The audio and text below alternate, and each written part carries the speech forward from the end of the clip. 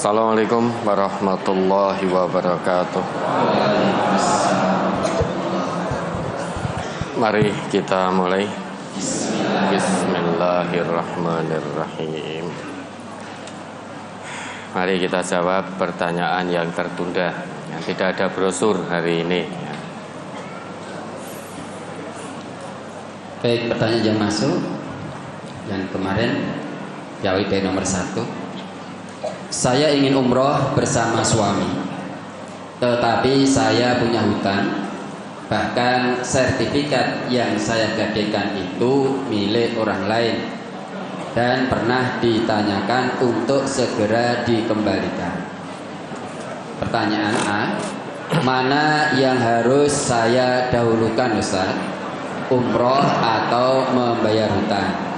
Karena saya dan suami telah bermusyawarah dan ingin melaksanakan umroh agar usaha saya dilancarkan dan nanti bisa membayar hutang.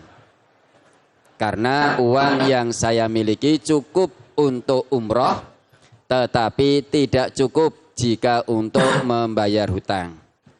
B, bolehkah kita sedekah untuk membangun majelis tetapi punya hutang, Ustaz?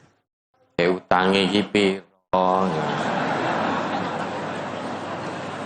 Masa seperti itu ya nggak tahu jawabannya. Bayar hutangnya, didahulukan. Itu sudah ada untuk bayar, uang bisa untuk umroh Pak. Meski belum cukup, itu bayarkan dulu. Karena Nabi kita pernah bersabda, matlul ghaniyyi dzulmun. Menundanya orang untuk membayar hutang padahal sudah punya, itu satu kedzaliman. Panjenengan sudah punya, uang nyatanya mau umroh berdua kok. Itu sudah punya. Meski belum cukup untuk bayar hutang, itu bayarkan dulu semuanya. Nah, kekurangannya nanti kalau sudah punya bayar lagi. Itu pun kalau jenengan umroh, ya tidak sah umrohnya. Lawang niatnya saja tadi biar lancar usahanya kok. Umrohnya bukan karena Allah. Tujuan umrohnya itu biar lancar pekerjaannya. Ya tidak makbulah umrohnya, niatnya untuk itu, bukan lillahi ta'ala. Dah dibayar hutangnya terlebih dahulu. Lah umrohnya kapan? Nanti sesudah hutangnya lunas. Jangan suka jadi orang yang zalim. Kalau sudah punya, segera bayarkan. Biasanya itu kalau wis duwe, eman-eman buat bayar. Nek nembunge walah, ya. Pas butuh, pas nembung utang, itu kaya ya oh. Ngapunten Bapak, ngapunten Ibu, ngerepoti. Insya Allah bulan depan saya ganti. Begitu sudah punya, misal hutang, tidak usah banyak-banyak lah, 2 juta. Begitu sudah punya, ini tidak segera dikembalikan. Oh fulan itu kan orang kaya, mobilnya aja di mana-mana. Ini 2 juta ini mesti ya ngitik-ngitik orang gitu. Maka dipakai lagi, dolim itu. Kalau sudah punya tinggal dilongke saja sudah. Ucapan terima kasih, matur nuwun dan lain sebagainya. Bayar hutangnya. Tapi seringnya eman-eman. Allah tak gune sik gitu. saya pakai lagi, dolim itu sudah. Tur hutang zaman sekarang itu di luar nalar. Lah buktinya tadi kan umrah wong loro lho cek kurang nggo bayar hutang. Ini kan berarti ratusan juta ini hutangnya. Hutang sekarang itu di luar nalar. Tur semakin kendel orang berhutang saat ini. Tapi jirih nyaure.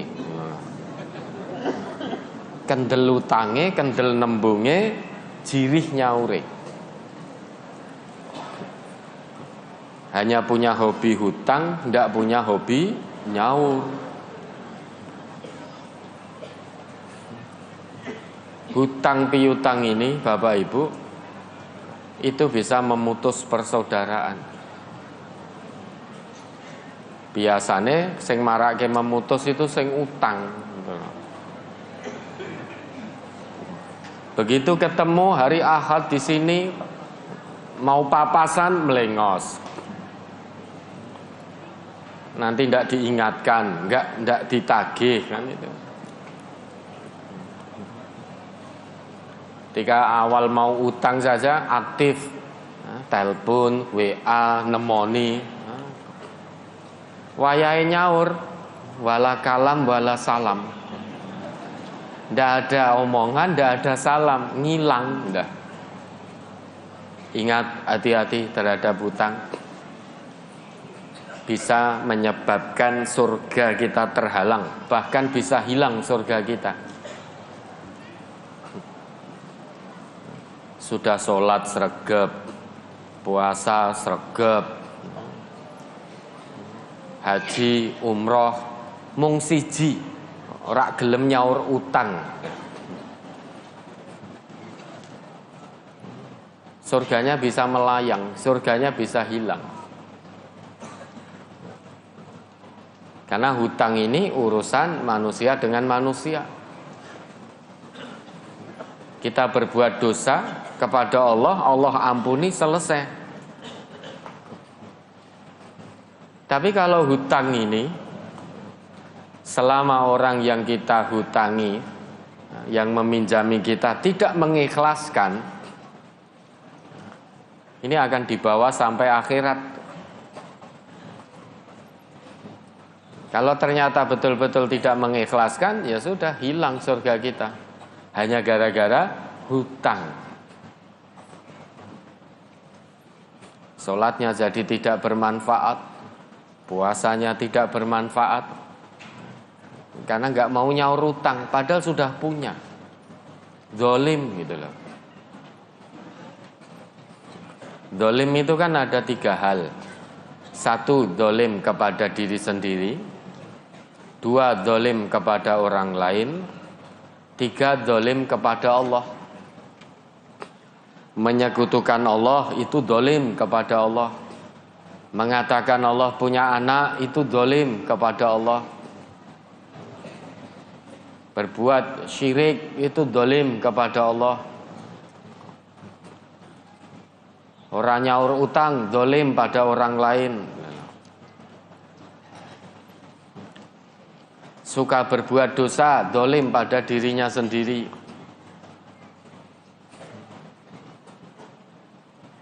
Kita suka bermaksiat itu zolim kepada diri kita sendiri. Kenapa kau zolim? Karena mengajak diri kita menuju neraka, maka zolim. Oleh karenanya Bapak Ibu, Nabi kita pernah bersabda dan terus mengajarkan kita doa. Allahumma inni a'udzubika minal ma'thami wal maghram.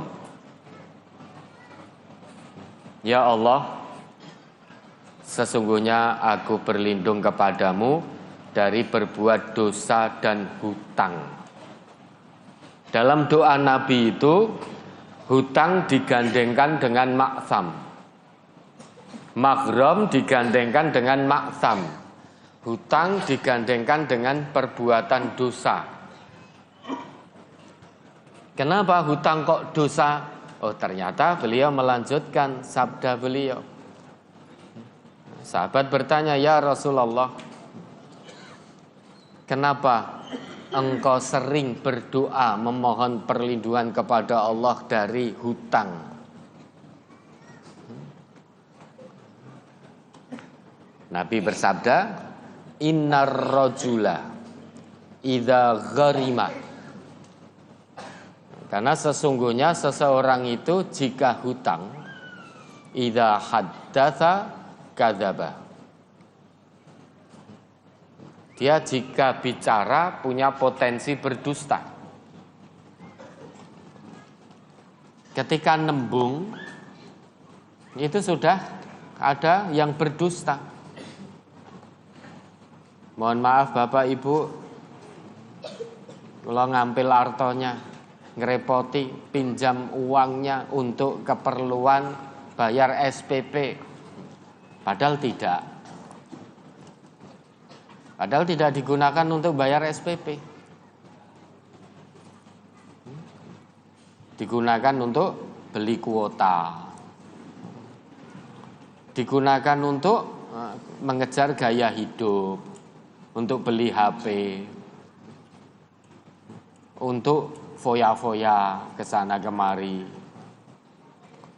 Padahal nembungnya untuk bayar SPP. Ada lagi yang nembung untuk biaya berobat, padahal tidak juga.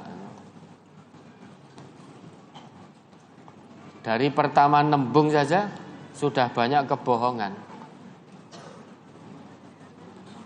Ini betul-betul sangat mendesak, betul-betul ini itu dan lain sebagainya. Padahal tidak. Wa idza wa'ada akhlafa. Orang yang hutang itu punya potensi jika berjanji mengingkari.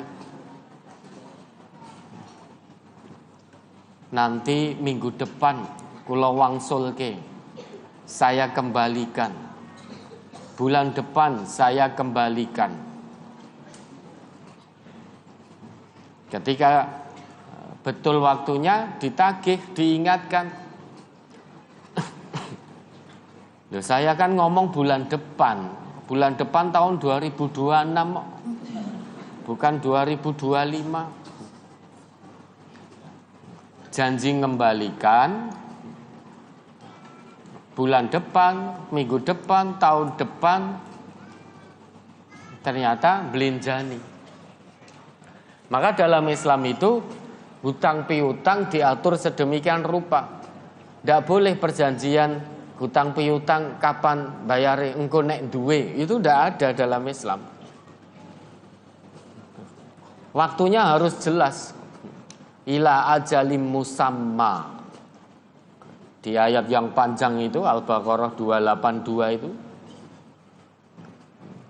panjang masalah hutang piutang 282 sampai 283 itu. Tidak apa-apa, ayo kita ingat lagi itu panjang ya. Karena ini fenomena hutang piutang di era modern ini banyak sing seneng utang, ora seneng nyaur gitu. Bukan berarti hutang itu tidak boleh. Islam membolehkan hutang, tapi dengan syarat yang ketat gitu. Persyaratan itu Allah tetapkan di Al-Baqarah 282, 283. Dua ayat yang panjang masalah hutang piutang. Ini Allah mengatur biar hubungan persaudaraan, kekerabatan itu tidak rusak gara-gara hutang. Biar tidak ada kedoliman gara-gara hutang. Maka diatur oleh Allah sedemikian rupa. Mari Ustaz Marjono, ya, itu agak panjang itu ayatnya ya. Baik. Quran surat Al-Baqarah surat kedua ayat 282 dan 283. A'udzu billahi minasyaitonir rajim.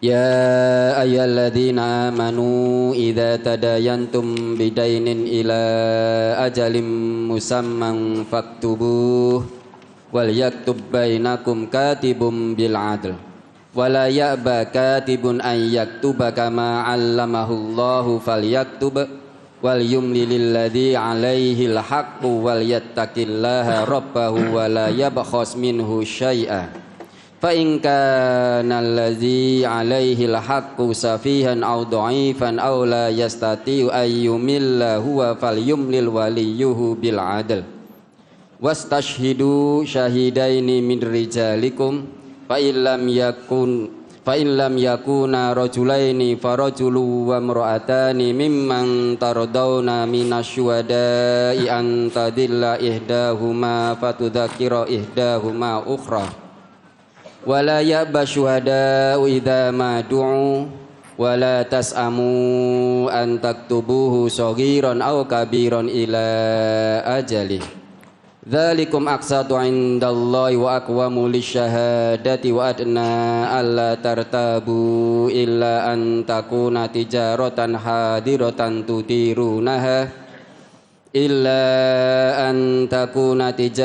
hadiratan tudirunaha bainakum falaysa alaikum junahun alla taktubuha wa ashidu idza tabayatum wala yudarru katibu wala syahid wa in taf'alu fa innahu fusukum bikum wattaqullah wa yu'allimukumullah wallahu bikulli syai'in alim wa in kuntum ala safari wa lam tajidu katiban farihanum maqbudah fa in amina ba'dukum ba'dan falyu'addil ladzi tumina amanatahu wal yattaqillaha rabbah wa la taktumus syahadah wa may yaktumha fa innahu asimun qalbuh wallahu bima ta'maluna alim.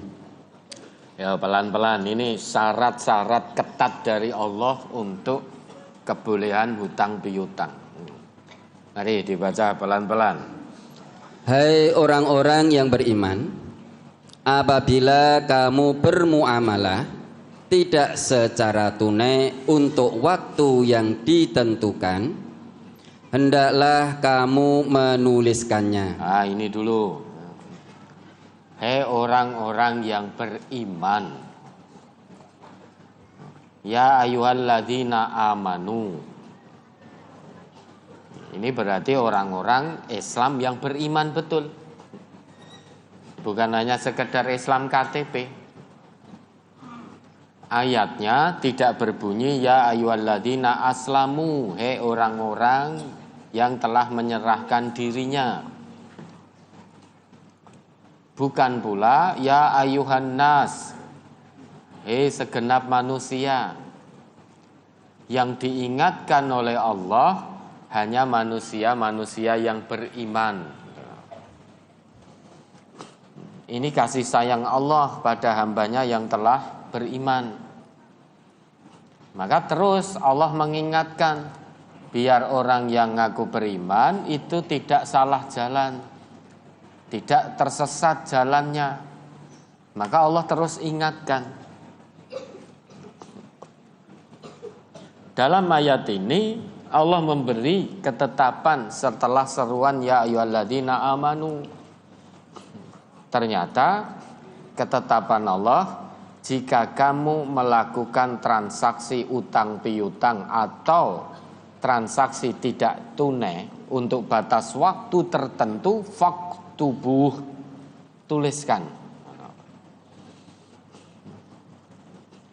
Utang piutang itu waktunya harus pasti, ila ajalim musamma. Harus ada kepastian kapan melunasi, kapan nyaur, itu harus pasti. Nah, Bapak Ibu, kalau ada yang pinjam, nanti nek ditanya kapan panjenengan mau mengembalikan, mengke nek pun gadah, ndak usah dipinjami. Nanti kalau sudah punya, nyaur utang kalau sudah punya itu waktunya tidak jelas. Bisa jadi bulan depan sudah punya, tetapi tidak disaurke, dipakai lagi, dolim toh. Nanti diingatkan, loh bukankah saya itu ngomong kalau saya nyaur itu nanti kalau sudah punya, lah sekarang tidak punya. Tapi kemarin punya, tapi nggak disaur, dolim itu. Maka syaratnya yang pertama waktunya cetok. Batas waktunya cetok, seminggu, sebulan, setahun, atau 100 tahun, ya monggo, yang penting cetok gitu loh. Kesepakatan berdua. Syarat kedua, tuliskan hutangnya. Ya. Yang ngutangi punya catatannya, yang diutangi juga punya catatannya. Jadi harus tercatat. Selain tercatat, syarat berikutnya, lanjutkan. Dan hendaklah seorang penulis di antara kamu menuliskannya dengan benar. Nah, syarat ketiga, penulisnya harus benar. Tidak boleh memanipulasi. Utangnya cuma 1 juta, ditulis 10 juta. Atau utangnya 1 juta, ditulis 500.000. Itu enggak benar. Akan ada kedoliman di situ kalau nuliskannya saja, nominalnya sudah dimanipulasi, itu jelas akan ada kedoliman. Ada yang mendolimi, ada yang didolimi. Maka dituliskan secara pas nominalnya berapa, waktu pengembaliannya kapan, cara mengembalikannya gimana, diangsur atau gimana tiap bulan, diangsur atau bagaimana, itu cetok. Terus, dan janganlah penulis enggan menuliskannya sebagaimana Allah telah mengajarkannya. Nah, terus lanjut. Maka hendaklah ia menulis, dan hendaklah orang yang berhutang itu mengimlakkan apa yang akan ditulis itu. Dan hendaklah ia bertakwa kepada Allah Tuhannya, dan janganlah ia mengurangi sedikit pun daripada hutangnya. Jika yang berhutang itu orang yang lemah akalnya, atau lemah keadaannya, atau dia sendiri tidak mampu mengimlakkan, maka hendaklah walinya mengimlakkan dengan jujur. Nah, ini tahu. Orang yang berhutang tadi, dia mendiktekan, mengimlakkan pada yang nulis, saya hutang saya sekian, saya janji akan bayar tanggal sekian, bulan sekian, tahun sekian. Dan ketika mendiktekan, baik yang mendiktekan maupun yang menulis, itu harus bertakwa kepada Allah. Jadi diktekan secara benar, tuliskan secara benar. Bahkan orang yang sedang lemah sekalipun, ya, lemah akalnya dalam arti mudah lupa, itu kalau punya hutang, itu juga harus didiktekan oleh walinya. Misal orang yang mudah lupa, dia punya hutang, walinya harus mendiktekan untuk dituliskan hutang yang bersangkutan. Nah sekarang nek mudah lupa, hari ini hutang, sesuk sudah lupa, sing nyili kelingan terus. Bapak, Ibu, niki sudah waktunya mengembalikan hutang panjenengan. Loh kapan saya punya hutang? Saya tidak punya hutang kok. Nah kalau ada tulisan, nah, di situ cetok, ini loh jenengan tanggal sekian, bulan sekian, tahun sekian utang kepada saya. Saksinya ada. Nanti syarat berikutnya kan ada saksi itu. Terus, dan persaksikanlah dengan 2 orang saksi dari orang-orang laki di antaramu. Jika tidak ada 2 orang lelaki, maka boleh seorang lelaki dan 2 orang perempuan dari saksi-saksi yang kamu ridhoi, supaya jika seorang lupa, maka seorang lagi mengingatkannya. Ya, dicatat dan harus ada saksinya. Saksinya 2 orang laki-laki tentu yang beriman. Kalau tidak ada 2 laki-laki, 1 laki-laki, 2 perempuan. Biar apa? Kalau salah satu lupa, saksi yang lain mengingatkan, oh betul fulan dulu punya utang, janji bayar tanggal ini, bulan ini, tahun ini. Dan belum dibayar. Ketika membayar, entah nyicil dan lain sebagainya, saksi juga harus mengetahui. Kenapa harus ada saksi? Biar kalau ada yang lupa, ada yang mengingatkan. Ini saking pentingnya karena hutang itu menjadi penghalang surga. Jangan sampai surga melayang hanya gara-gara hutang. Maka ada yang mengingatkan. Ketat sekali hutang piutang dalam Islam itu. Terus, janganlah saksi-saksi itu enggan memberi keterangan apabila mereka dipanggil. Dan janganlah kamu jemu menulis hutang itu, baik kecil maupun besar, sampai batas waktu membayarnya. Ya dah. Lah saksi nanti jika dipanggil untuk memberikan keterangan terkait utang piutang itu, saksinya harus mau. Meskipun yang menjadi saksi itu kerabatnya sendiri. Kerabatnya utang, gurung nyaur wis ngomong nyaur. Lah saksi itu harus bersaksi karena Allah. Meski itu kerabatnya, meski orang tuanya, meski anaknya, meski suaminya, meski istrinya, katakan bahwa betul fulan belum nyaur dan hutangnya sekian. Meski itu ada saudara kita sendiri. Kalau memang belum nyaur, kita mengatakan ya memang belum nyaur. Ojo peh anak dhewe terus dikatakan sudah nyaur, padahal belum. Ingat, kalau memanipulasi saksi, nah, jadi saksi palsu itu. Syahadatuz zur, kesaksian bohong, palsu. Dosa sangat besar itu. Dan syarat berikutnya, kalau kita itu betul orang beriman, jangan pernah bosan menuliskan hutang piutang itu. Meski hutang kita itu kecil. Hutang kecil, tuliskan. Jangan anggap enteng hutang kecil.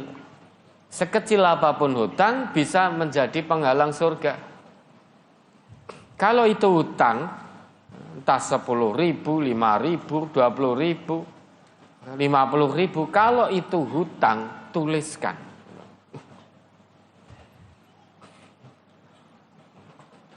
Fenomena sekarang ini, hutangnya sidik-sidik ya lah.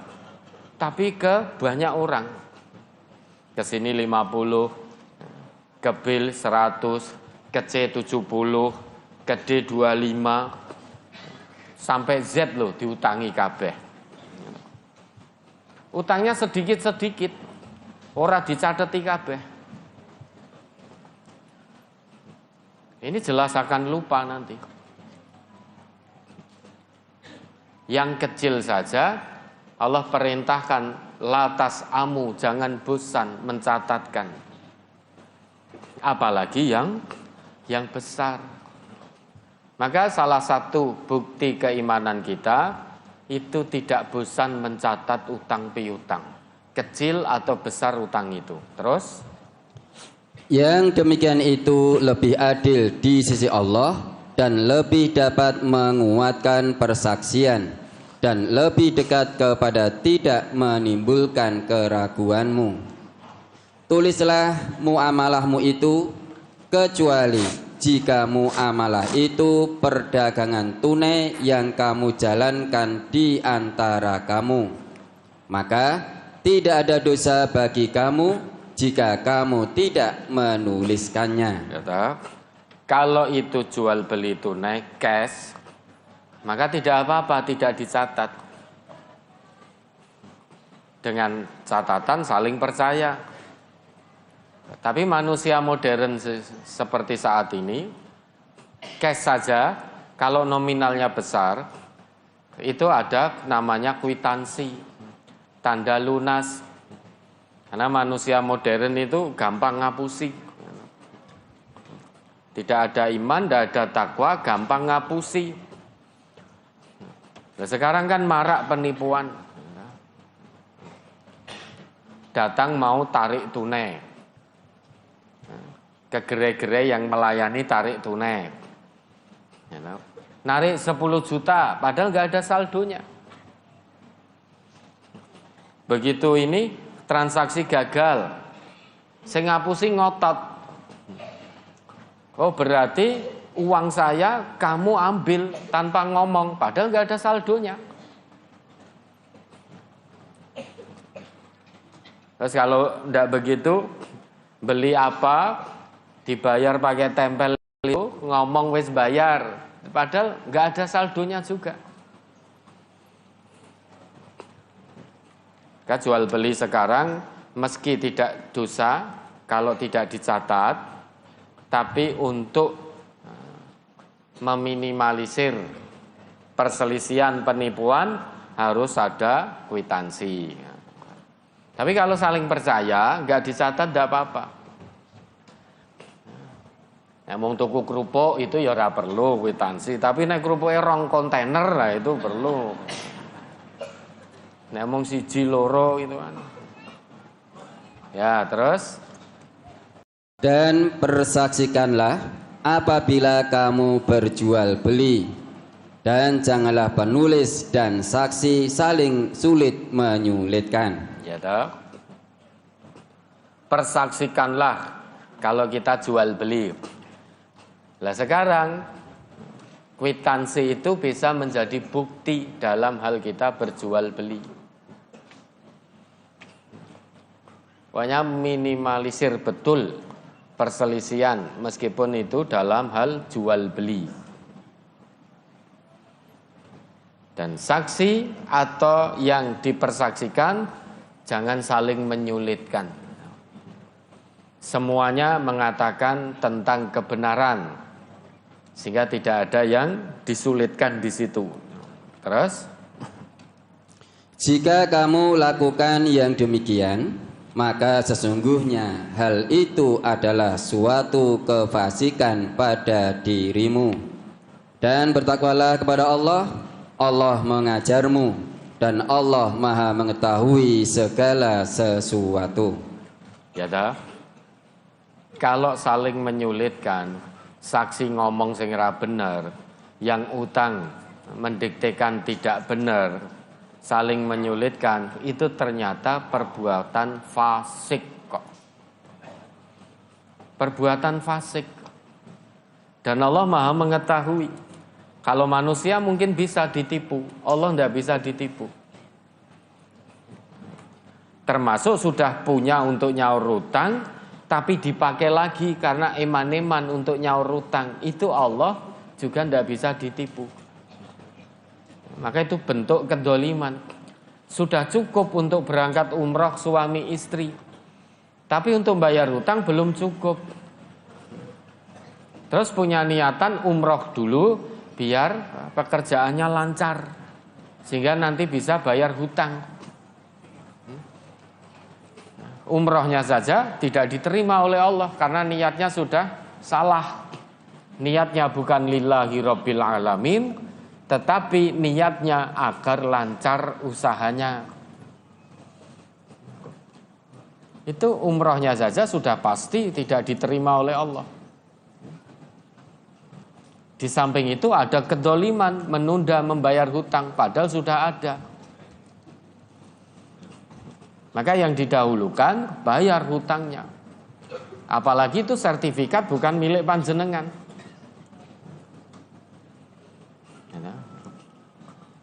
Maka berulang kali kami sampaikan, keluarga besar MTA, simpatisannya dimanapun berada,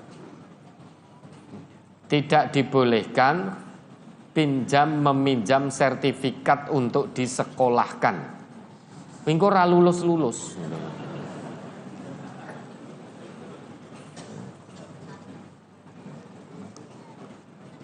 Kakak ngadi, meski kakak beradik toh.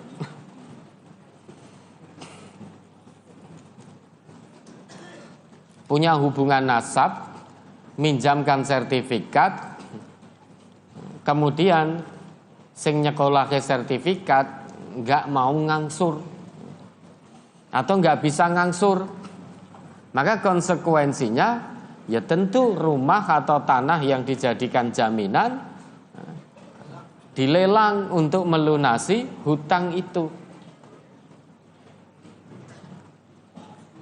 Nah, kalau panjenengan saling pinjam meminjamkan sertifikat, ya sudah, konsekuensinya nanti yang jenengan pinjami sertifikat tidak bisa ngangsur, ya berarti rumah atau tanah jenengan yang digunakan untuk melunasi hutang itu. Karena biasanya lembaga keuangan itu tidak mau tahu, pokoknya ini sertifikat atas namamu, ya sing tak sita omahmu, tanahmu.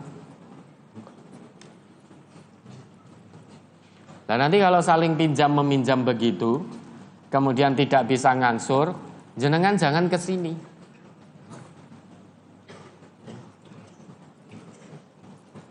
Nanti kalau ke sini ketemu dengan kami, ya kami sampaikan, lah salahin jenengan silihke. Ya sudah, berarti rumah jenengan sing hilang gitu.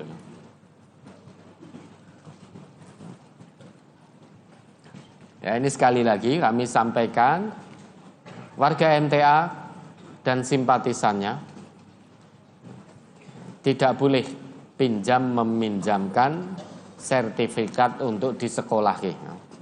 Kalau tetap meminjamkan, ya sudah, konsekuensinya tanggung sendiri. Kalau sampai hilang, nggak bisa ngangsur, ya akhirnya jaminannya itu untuk melunasi. Berarti yang meminjamkan itu sudah ikhlas jika satu hari nanti rumahnya atau miliknya apapun itu hilang untuk melunasi utang yang dipinjamkannya.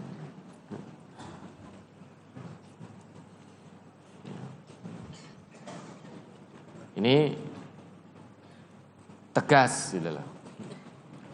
Kami tidak mau dengar lagi sertifikat saya dipinjam fulan Ustaz, sertifikat saya dipinjam fulana, sekarang sudah mau dilelang sekian ratus juta, ternyata hutangnya tidak diangsur, bahkan orangnya pergi, dihubungi sudah tidak bisa. Ya kono digulei kono kan itu. Nih terus 283-nya. Jika kamu dalam perjalanan dan bermuamalah tidak secara tunai, sedang kamu tidak memperoleh seorang penulis, maka hendaklah ada barang tanggungan yang dipegang oleh yang berpiutang. Akan tetapi, jika sebagian kamu mempercayai sebagian yang lain, maka hendaklah yang dipercayai itu menunaikan amanatnya atau hutangnya, dan hendaklah ia bertakwa kepada Allah Tuhannya. Nah ini, hutang piutang itu disyaratkan oleh Allah adanya rohen. Ada sesuatu yang jadi jaminan. Tujuannya apa? Jika tidak bisa mengembalikan hutangnya karena satu hal, Maka yang digunakan untuk melunasi hutangnya ya barang yang menjadi jaminan itu, agunannya itu. Farihanum makbudoh. Hutang piutang itu ada jaminan. Karena nanti kalau tidak bisa membayar hutangnya, yang digunakan melunasi hutangnya ya jaminannya ini. Kalau rumah ya rumahnya jual. Kalau tanah, tanahnya jual. Kalau pekarangan, pekarangannya jual. Kalau sawah ya sawahnya yang dijual. Kalau ternyata jaminannya mobil, ya mobilnya dijual untuk melunasi hutangnya. Konsekuensi dari hutang itu demikian. Oh, saya mau hutang, ini jaminannya sertifikat rumah. Saya tidak bisa bayar, ya rumah saya yang digunakan untuk melunasi hutang. Aja kok terus wong liya sing kon mikirke. Tapi boleh tanpa ada agunan, dengan catatan saling percaya. Fa'in amina ba'dukum ba'do.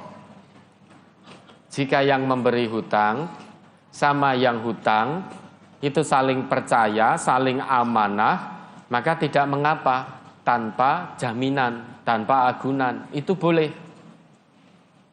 Dengan catatan fal yu'addil ladzi tumina amanatahu wal yattaqillaha rabbah.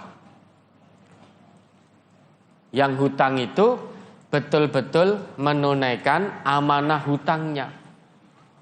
Tepati, berusaha menepati waktunya, janjinya berusaha ditepati. Kalau sudah punya segera dikembalikan, dibayar, disaur hutangnya. Kalau waktu yang sudah ditentukan ternyata belum punya, ada komunikasi dengan yang hutang. Ojo kok terus melengos, terus menghindar, malah nomornya diblokir. Kalau sudah waktu yang ditentukan kok belum ada, datang baik-baik, salam, minta maaf dan lain sebagainya dan lain sebagainya. Jangan terus menghindar. Begitu datang, begitu ketemu diingatkan malah marah-marah. Luwih galak sing utang. Ketika mau nembunge walah kayane wonge apik, tenan alus, lembut ini. Begitu waya utang diingatkan ngamuk gitu loh. Takut bayar utang tapi tidak takut api neraka.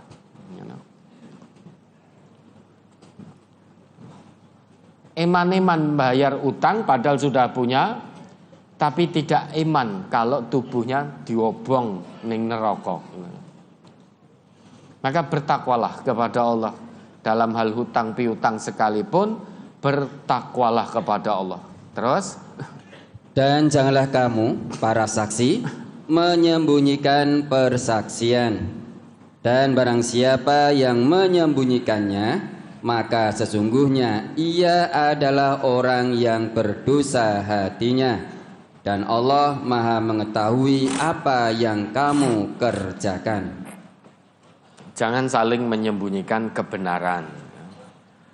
Baik yang hutang maupun yang memberi hutang maupun para saksi, jangan saling menyembunyikan kebenaran.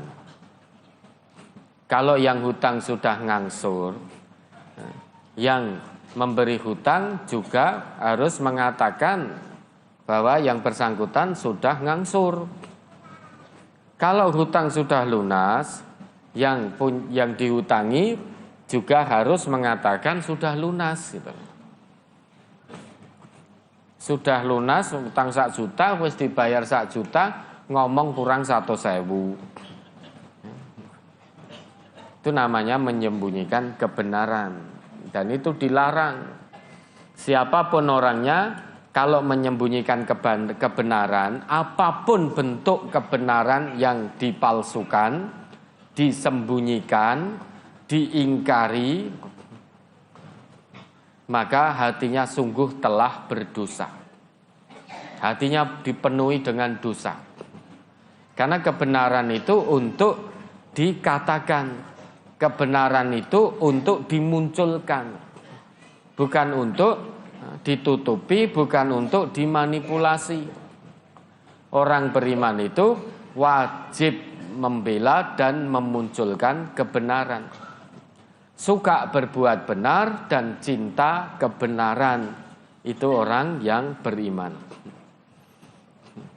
Apapun yang kita sembunyikan dari persaksian, apapun yang kita sembunyikan dari kebenaran, ketahuilah, wallahu bima ta'maluna alim. Allah itu maha mengetahui apa yang kita lakukan. Kebenarannya A, kita mengatakan B. Allah itu tahu bahwa kita sedang menyembunyikan kebenaran. Allah itu tahu. Bukan sekedar alim, tapi alim. Sighah mubalaghah, superlatif, menyangatkan. Alim itu kan sighah mubalaghah, bentuk superlatif, menyangatkan. Jadi Allah itu maha mengetahui. Apapun yang kita sembunyikan dari kebenaran itu, Allah maha mengetahui. Tidak ada satupun manusia yang bisa menghindar, bisa sembunyi dari pengawasan Allah. Nah ini masalah hutang piutang, ketat sekali. Ayatnya saja panjang sekali. Tujuannya satu, biar ukhuwah Islamiyah tidak terputus karena hutang. Yang kedua, kekerabatan tidak terputus karena hutang. Yang ketiga, biar surganya orang yang hutang tidak melayang sia-sia begitu saja karena tidak nyaur utang. Yang keempat, biar tidak ada yang dolim dan yang didolimi. Syarat ketat ini biar tidak ada yang dolim dan yang didolimi. Menunda bayar hutang padahal sudah punya, dolim, kedoliman yang sangat besar. Maka siapapun yang punya utang, sudah punya untuk bayar hutang dulu. Jangan umroh dulu. Jangan haji dulu, bayar hutang dulu. Terus yang kedua, kalau kita masih punya hutang, kita mau sedekah, mau infak, mau membantu sesama, itu boleh-boleh saja. Meski masih punya hutang. Mau infak untuk bangun masjid, mau sedekah, mau infak untuk saudara-saudara kita yang di Gaza, membantu sesama muslim, membantu tetangga kita yang membutuhkan, itu amal soleh, boleh, itu baik. Tapi tidak otomatis hutangnya menjadi lunas dengan sedekah gitu loh. Tetap harus disaur gitu. Lah nanti kalau sudah lunas, bismillah, azamkan dalam hatinya jauh dari hutang. Ini menjadi kebiasaan kita, seneng ngutang kok ya. Jane wis arep lunas, ning ditawani meneh, padahal tidak butuh kita. Begitu melihat tawaran ratusan juta, oh ya wis. Hanya melihat uangnya, padahal sudah tidak dibutuhkan, tidak darurat, tidak urgent. Sudah mau lunas, ditawari lagi, mau. Ngulang lagi dari awal. Nanti mau lunas lagi, wah karena Bapak Ibu nasabah yang teladan ini itu dan lain sebagainya. Ini ada program, ada tawaran kerjasama, saling menguntungkan, murabahah atau mudorobah lagi. Bagi hasil lagi ini tertarik lagi.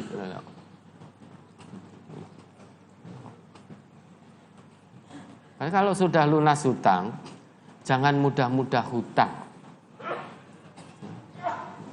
Hidup tanpa hutang, insya Allah hati tenang.